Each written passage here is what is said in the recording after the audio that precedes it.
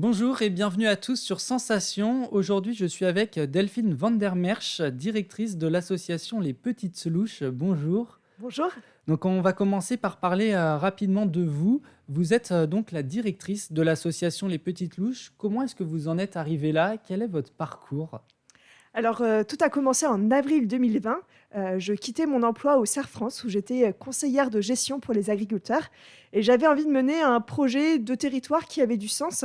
Et à ce moment-là, j'ai contacté l'Intercom de Bernay Terre de Normandie qui venait de faire un diagnostic dans le cadre de son projet alimentaire territorial.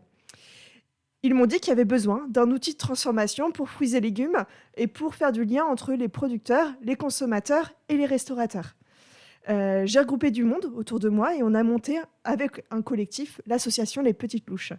J'ai géré le projet et donc je me suis retrouvée directrice de l'association. Et donc, pourquoi avoir décidé de créer cette association? Quel était le but derrière? Le but derrière, c'est de créer un outil de territoire, un outil de transformation pour fruits et légumes et en même temps un atelier et chantier d'insertion. Le but de l'atelier et chantier d'insertion est d'accompagner des gens vers l'emploi en leur proposant un travail et un accompagnement. Et donc, vous la présenterez sûrement mieux que moi. Est-ce que vous pouvez nous expliquer comment fonctionnent les petites louches, pardon.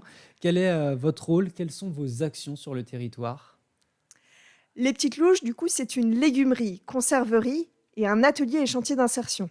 La conserverie, elle permet de transformer des légumes en conserve, soit sous notre marque de produit, la marque Petites Louches, ou alors en prestation de service pour des producteurs. Dans ces cas-là, ce sont les producteurs qui vont vendre sous leur propre marque. Ensuite, donc dans la conserverie, on peut faire des ratatouilles, des sauces tomates, des compotes, des plats cuisinés à base de légumineuses, des confitures, etc. La légumerie, on est sur des légumes préparés, des légumes sous vide. Ces légumes vont être envoyés dans les restaurations collectives du territoire. Et évidemment, on s'approvisionne en produits locaux pour cette légumerie. Et combien de personnes travaillent dans cette association? Vous avez évoqué le fait d'avoir créé le projet à plusieurs. Concrètement, il y a qui et quels sont leurs rôles? Alors, il y a à la fois des bénévoles. Aujourd'hui, on a un conseil d'administration qui comprend 10 personnes qui, là, ont un travail ailleurs. Et nous, au sein de l'association, on est une petite vingtaine de personnes, pas que des temps pleins. Donc, au total, on est à peu près 13 ETP, dont 11 salariés qui sont en parcours d'insertion par l'emploi. Et donc, au sein des Petites Louches, on retrouve pas mal d'actions que vous avez évoquées. Vous êtes à la fois une conserverie, un chantier d'insertion, et donc très bientôt, ça arrive, une légumerie. On va revenir dans un premier temps sur la conserverie. Elle a pour objectif de proposer aux consommateurs des préparations de légumes et de fruits cuisinés locaux.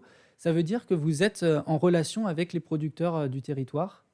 Tout à fait, on est en relation avec beaucoup de producteurs. Au total, on a 25, voire même maintenant 30-35 producteurs qui sont partenaires du projet, pour qui on travaille.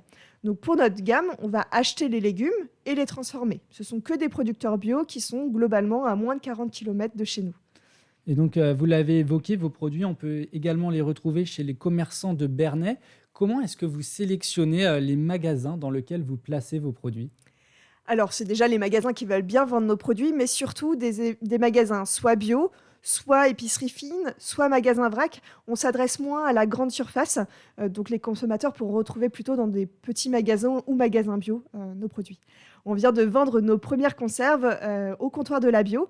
Il va s'en suivre les autres magasins bio de Bernay dans la semaine. Donc d'ici ce week-end, vous pourrez retrouver nos produits dans les magasins bio de Bernay. Donc, il y a la livraison tout au long de la semaine pour les magasins qui sont à Bernay. C'est ce qui est prévu. Et donc, vous luttez également contre la pollution. Vous développez le zéro déchet. Vos produits ne sont pas emballés dans du plastique, ils sont dans des bocaux, des conserves. C'était essentiel pour vous? Alors effectivement, nos conserves sont dans des bocaux qui sont réemployables. Donc c'est des bocaux qui sont un peu plus épais, qui nous permettent d'être réutilisés. Donc dans les magasins, on proposera des endroits pour récupérer les bocaux, ce qui nous permettra de les remettre dans la boucle ensuite. Alors pour notre légumerie, on a fait une étude pour pas utiliser de plastique.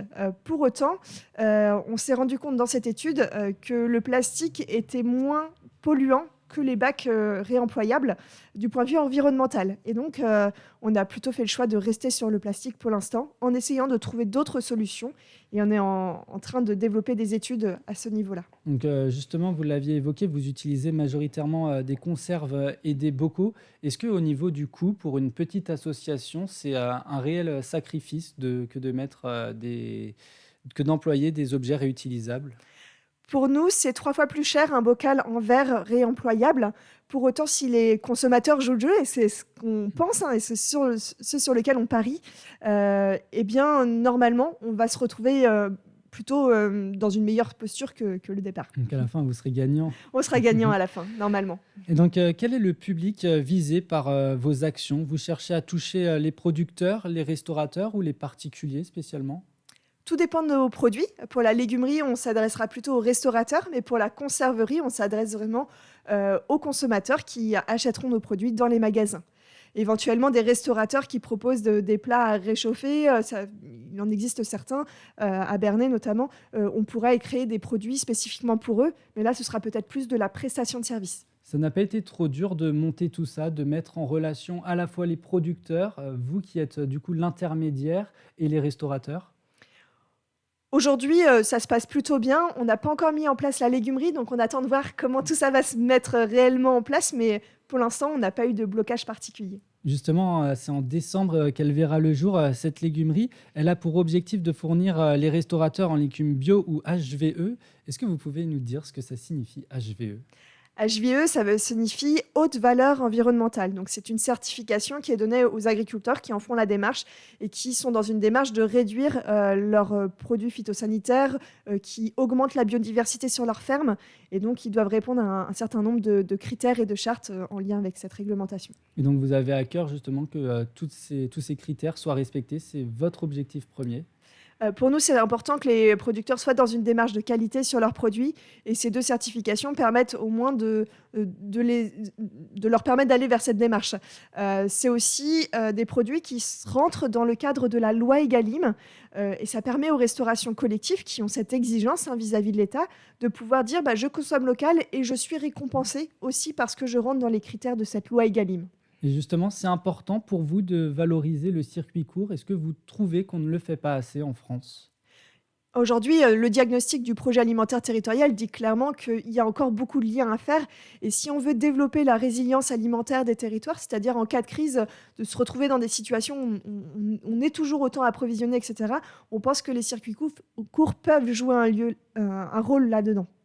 Et justement, ces circuits courts, est-ce qu'il faut faire des sacrifices? Généralement, les prix sont plus élevés quand on recherche des produits de qualité. Est-ce que vous luttez contre ça? Est-ce que vos prix restent raisonnables par rapport à des grandes surfaces, par exemple?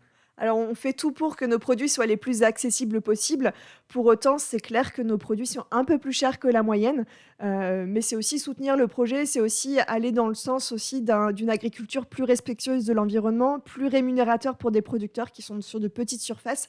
Et nous, on a envie aussi de porter ce message-là de oui, nos produits sont un peu plus chers, mais en même temps, ils sont de très bonne qualité, ils soutiennent l'agriculture locale, ils soutiennent des emplois locaux et ils soutiennent aussi une démarche d'insertion par l'emploi et d'accompagnement de personnes qui sont en difficulté. Justement, l'insertion professionnelle, on va y venir. C'est-à-dire que ceux qui travaillent au sein de l'association sont en recherche d'emploi? Oui, pour la plupart de nos salariés sont en parcours d'insertion par l'emploi. C'est-à-dire que c'est des personnes qui ont eu à un moment donné dans leur vie des difficultés à trouver un emploi. Donc ils sont au RSA pour la plupart, ou alors voilà, sans emploi depuis un moment ou cumulant plusieurs facteurs définis par le cadre de l'atelier et chantier d'insertion. Et nous, on leur propose un emploi et le seul critère de recrutement est la motivation. Et ensuite, on les accompagne pour qu'ils puissent trouver l'emploi qui leur permet à la fois, eux, de s'épanouir et en même temps d'avoir un emploi plus durable sans retourner dans un peu le chaînage de l'intérim dans lequel ils sont souvent. Quelles compétences on peut acquérir en travaillant aux Petites Louches? Plein de compétences, de la polyvalence beaucoup. On épluche des légumes, on travaille sur l'autonomie des personnes. Chacun est responsable d'un rôle. On va avoir le responsable de la fiche de production, le responsable du linge, responsable... voilà. Donc chacun a un rôle dans l'atelier et monte en compétences grâce à ça. on va avoir des compétences en hygiène qui sont développées, en gestion de production, tout simplement. On peut travailler dans le conditionnement, on peut travailler autour de la logistique, Et de de plein l'hygiène. d'autres choses. Merci Delphine van der Merch d'avoir été avec nous. Je rappelle que vous êtes directrice de l'association des Petites Louches. Et pour revoir et réécouter cette émission, vous pouvez vous rendre sur votre site internet et votre application Radio Sensation.